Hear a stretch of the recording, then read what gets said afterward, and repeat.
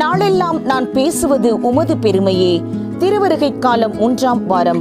திருத்தந்தை புனித 5ஆம் உர்பான் நினைவு. மறையுரை சிந்தனை.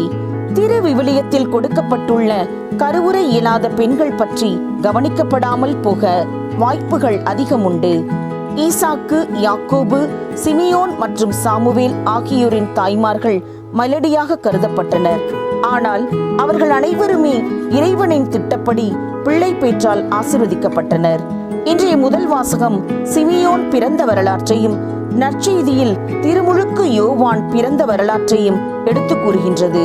மேலும் நற்செய்தியின் மூலம் லூக்கா நமக்கு ஜெபத்தின் வல்லமையை பற்றியும் எடுத்துரைக்கின்றார்.